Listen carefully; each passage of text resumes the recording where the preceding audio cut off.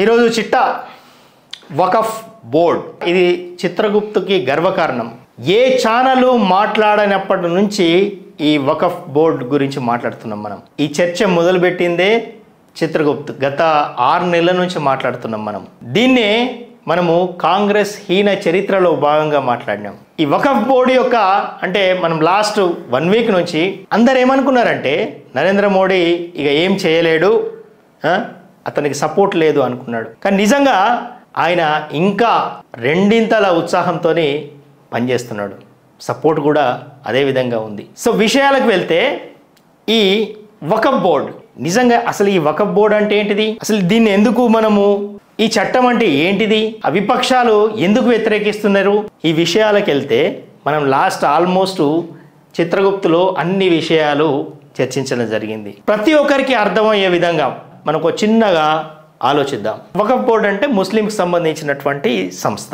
ఈ ముస్లిం సంస్థ ఏదైనా ఇప్పుడు నా ల్యాండ్ ఉంది, మీ ల్యాండ్ ఉంది, మా ల్యాండ్ మీదకి వచ్చేసి ఇది నాది అన్నారు అనుకోండి వకఫ్ బోర్డు.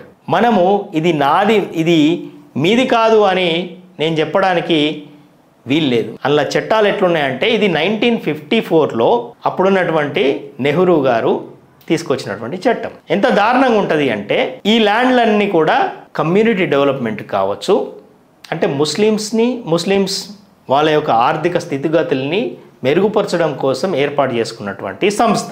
1954లో ఇది చట్టం తీసుకొచ్చారు. ఎందుకంటే ఏ ల్యాండ్ అయినా ఈ ల్యాండ్ని వాళ్ళ అభివృద్ధి కోసం వాడుకోవచ్చు అని చెప్పేసి అది ఓకే.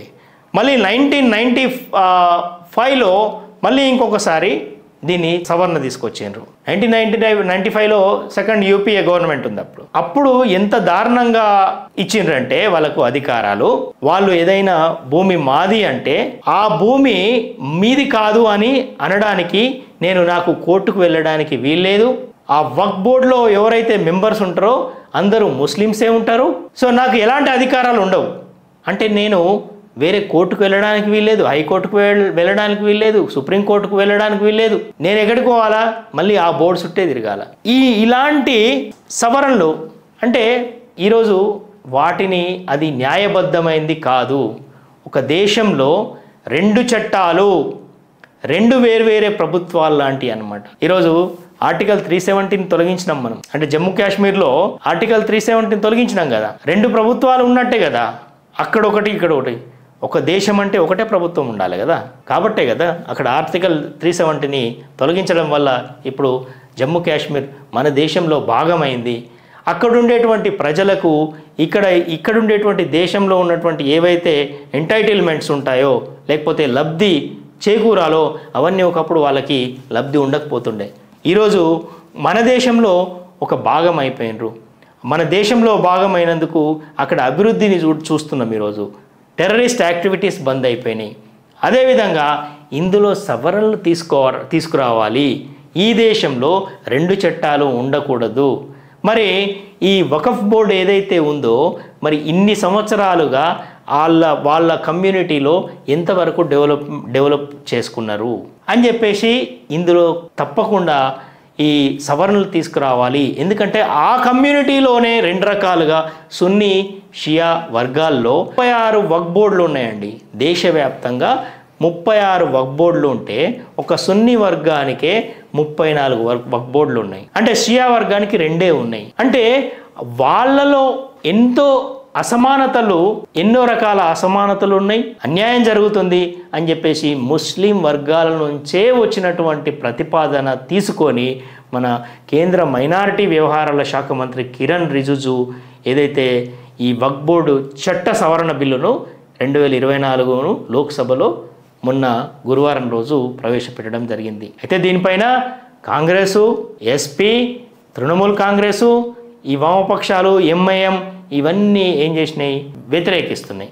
మరి ఎందుకు వ్యతిరేకిస్తున్నాయి, వాళ్ళు ఏం కోరుకుంటున్నారు, ఈ బిల్లు ఆమోదించడం చాలా ఈజీ.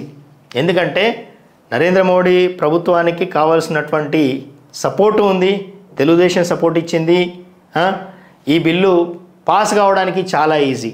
అయినా కూడా వీళ్ళందరూ ఒక జాయింట్ పార్లమెంటరీ కమిటీని వేయాలని చెప్పేసి ఒక ప్రతిపాదన పెట్టారు. చలో ఠీక్ హై, బెనిఫిట్ ఆఫ్ డౌట్ చూద్దామని చెప్పేసి అయినా సరే జేపీసీకి ఇవ్వడం జరిగింది. ఇందులో వెనుక ఉన్నటువంటి కథా కమామేషు ఏంది అంటే ఇది ఎక్కడైనా ఎప్పుడైనా అది బిల్ పాస్ అయిపోతుంది. బిల్ పాస్ అయితే ఏమవుతుంది, ఈ సవరణ బిల్ పాస్ అయితే ఏమవుతుంది అంటే ఇప్పటివరకు యాక్చువల్గా మనం ఇందాక అనుకున్నాం కదా, ఇక్కడ అసమానతలు తొలగించడానికి, ఎందుకంటే వక్ఫ్ బోర్డు భూములు ఆస్తులు ఎప్పుడైతే 1995లో వీళ్ళకి ఈ కాంగ్రెస్ ప్రభుత్వం ఏ విధంగా అధికారం కట్టబెట్టిందో మాట్లాడుకున్నాం కదా, వీళ్ళకి అపరిమితమైనటువంటి అధికారాలు ఉన్నాయి. అంటే ఇక మనం కొట్లాడలేం వాళ్ళతోని. దాంతో ఏమైపోయిందంటే 2009 తర్వాత వాళ్ళ ఆస్తులు డబుల్ అయిపోయినాయి.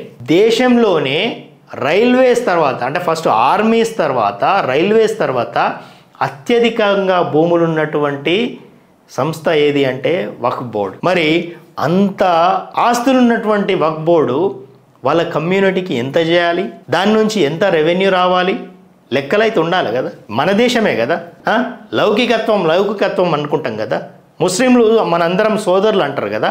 మరి వాళ్ళ డెవలప్మెంట్ అంటే వాళ్ళు డెవలప్ అయితే అదే దేశం డెవలప్ అయినట్టే కదా. అంటే ఒక దేశంలో అందరూ సబ్కా సాత్ సబ్కా వికాస్ అంటారు కదా.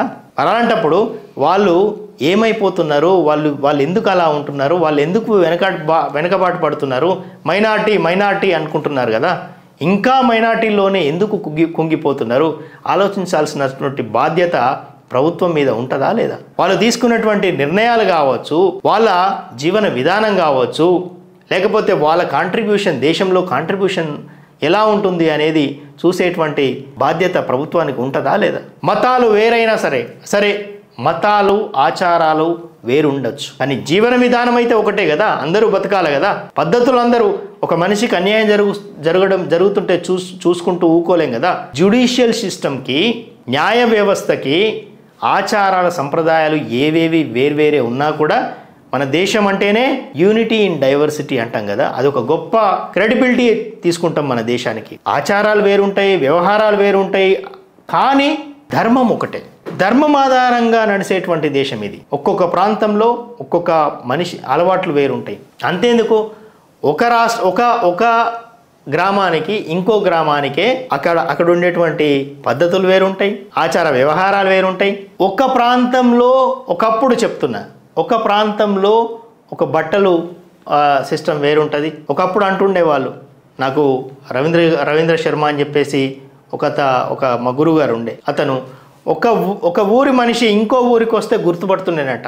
ఎందుకంటే వాళ్ళు వేసుకునేటువంటి బట్టలు కావచ్చు, వాళ్ళు ధరించేటువంటి ఈ ఆభరణాలు కావచ్చు, వాళ్ళ భాష కావచ్చు, ఇవన్నీ వేరుంటాయి. అట్లాంటి వ్యవస్థ ఉన్నప్పుడు ధర్మం ఒకటే ఈ దేశాన్ని నడిపించింది. ధర్మం అంటే జీవన వ్యవస్థ, జీవన విధానం, ఎలా బతకాలి, ఏది న్యాయం, ఏది అన్యాయం, ఏది చేయాలి, ఏది చేయకూడదు, ఇదే ధర్మం అంటే. ఈ ధర్మం ఒక్కటే మన దేశాన్ని నడిపించింది. మతము, కులము, ఆచారము, పద్ధతులు, వ్యవహారము ఇవన్నీ వేరైనా కూడా ఒక్క ధర్మం ఒకటే మనం ముందుకు తీసుకెళ్ళింది. సో కాబట్టి మీరు అంటే అక్కడ ఈ మధ్యనే చూసుకున్నాం, ట్రిపుల్ తలాక్ తొలగించినాం మనం. అది మంచిది కాదు కాబట్టి అది తొలగించినాం. సో ఆ ముస్లిం కమ్యూనిటీలో ఉన్నటువంటి ఏవైతే ఇంకా సవరించాలో, ఏవైతే కొన్ని పద్ధతులు మార్చుకోవాలో, ఏదైతే ఓల్డ్ ఫ్యాషన్డ్ అక్కడ షరియా చట్టం అంటారు, లేకపోతే వాళ్ళలో ఉన్నటువంటి వాళ్ళ సమాజంలో ఉన్నటువంటి ఏవైతే లోపభూయిష్టమైనటువంటి విధానాలు ఉంటాయో అవి మార్పు జరగాలని చెప్పేసి కోరుకోవడం గవర్నమెంట్ యొక్క బాధ్యత. సో కాబట్టి 2009 తర్వాత ఈ ఆస్తులన్నీ పెరిగిపోయినాయి. కర్ణాటకలో అంటే తమిళనాడులో ఒక ఊరే వక్ఫ్ బోర్డు అని చెప్పేసి వాళ్ళు చెప్పినటువంటి సంఘటనలు ఉన్నాయి. మనం దేశంలో ఎన్నో మఠాలు ఉన్నాయి, అఖారాలు ఉన్నాయి, ట్రస్టులు ఉన్నాయి, సొసైటీలు ఉన్నాయి. వీటన్నిటికీ అపరిమిత అధికారాలు లేవు. ఓన్లీ ఈ స్వతంత్ర హోదాను వక్ఫ్ బోర్డు మాత్రమే ఆ రోజు ఉన్నటువంటి కాంగ్రెస్ గవర్నమెంటు కట్టబెట్టింది. దీనికి చట్టానికి ఎందుకు సవరణలు, ఎందుకు ఏం సవరణ చేస్తుంది అసలు గవర్నమెంట్? అంతా సవరణలు వాళ్ళకి ఆ చట్టంలో సవరణలు ముస్లిం కమ్యూనిటీకి అగెన్స్ట్గా ఉన్నాయా, వాళ్ళ కమ్యూనిటీని దిగజార్చే విధంగా ఉన్నాయా, డెవలప్మెంట్కి ఆటంకంగా ఉన్నాయా, లేకపోతే వాళ్ళ మతానికి కావచ్చు, వాళ్ళ ఆచారాలకు కావచ్చు అవి గొడ్డలిపెట్టుగా ఉన్నాయా, లేకపోతే నిరోధించే విధంగా ఉన్నాయా, అడ్డుగా ఉన్నాయా అనుకుంటే కాదు, రెండే రెండు కొన్ని సవరణలు ఏం సవరణలు చేస్తుంది, ఏవైతే ఈ ల్యాండ్స్ ఉన్నాయో లేకపోతే వక్ఫ్ బోర్డు ఉందో అందులో మహిళలకు ప్రాధాన్యత ఇవ్వాలని కోరుకుంటుంది. ఎందుకంటే ఎప్పుడైతే మహిళలు ఉంటారో ఒక ట్రాన్స్పరెన్సీ ఉంటుంది. మళ్ళీ అదేవిధంగా ఈ వక్ఫ్ ఆస్తులు ఏవైతే ఉంటాయో ఆ ఆస్తుల నిర్వహణ బాధ్యతను ఆ జిల్లా కలెక్టరు ఆధ్వర్యంలో జరగాల. ఎందుకంటే ఇప్పుడు మనకే సపోజ్ ఒక బిల్డింగ్ ఉంది, ఆ బిల్డింగు ఒక 5-6 ఫ్లోర్లు ఉంది, మనకి రెంట్లు వస్తాయి కదా, ఎంత రెంట్లు వస్తాయి, ఆ రెంట్లను ఏం చేస్తున్నాము, ఇవన్నీ నిర్వహణ అనేది తెలియాలి కదా. ఆ డబ్బులు ఎవరికి ఖర్చు పెడుతున్నాము, మన ఇంటి వ్యవహారాలని అన్నీ కూడా ఎంత వస్తుంది, ఎంత పోతుంది, ఎంత మిగిలింది, ఇది తెలియాలి కదా. ఒక కుటుంబ యజమానిగా ఎంత మిగిలించుకోవాలి, మరి పిల్లలకి ఎంత ఖర్చు పెట్టాలి, డెవలప్మెంట్ ఏం చేసుకోవాలి, ఇవన్నీ ప్రణాళికలు ఉంటాయి కదా. ఇందులో అంటే ముస్లింలో ఉన్నటువంటి ఈ ఆస్తుల మీద వచ్చేటువంటి డబ్బులు ఏవైతే ఉన్నాయో వాటి నిర్వహణ అంటే డెవలప్మెంట్కు జరగట్లేదు, ఆ డబ్బులు ఎటో పోతున్నాయి. అంతెందుకు కొంతమంది చెప్తున్నటువంటి విషయం నేను వింటున్నది ఏంటంటే ఇవి కొన్ని ఎట్లా అయిపోయిందంటే డాన్లుగా మారిపోయారు. కొంతమంది చాలామంది డాన్లుగా మారిపోయారు. గుండా వ్యవస్థ కావచ్చు, లేకపోతే రౌడీ వ్యవస్థ కావచ్చు, లేకపోతే మాఫియాలు అయిపోతున్నారని చెప్పేసి అంటున్నటువంటి విషయము మనము ఈ పార్లమెంట్లోనే చూసినాం మనం. సో కాబట్టి ఈ సవరణ మంచి కొరకే ఈ సవరణ జరుగుతుంది. కాబట్టి ఈ విషయంలో మీరందరూ కూడా ఒకసారి ఆలోచించండి, దీని మీద కామెంట్స్ పెట్టండి. సవరణ ఆగదు, సవరణ జరుగుతుంది, కానీ మంచి కోసమే జరుగుతుంది. ఈ మంచి కొన్ని రోజుల తర్వాత దీని యొక్క పరిణామాలు అందరికీ అర్థమవుతాయి. ఏ జరిగినా మన భారతదేశం యొక్క అభివృద్ధి కోసమే జరుగుతుంది. దేశాన్ని ప్రపంచంలో అత్యున్నతంగా తీర్చిదిద్దడానికి, మన దేశాన్ని విశ్వగురువుగా ముందుకు తీసుకెళ్ళడానికి మాత్రమే ప్రయత్నాలు అని చెప్పేసి నేను గట్టిగా నమ్ముతున్నా. సో కాబట్టి మనందరం కూడా మనం ఏం చేసినా కూడా భారతదేశం యొక్క ఖ్యాతిని పెంపొందించే విధంగా, ఇనుమడింపజేసే విధంగా ఉండాలని కోరుకుంటున్నా. భారత్ మాతాకి జై.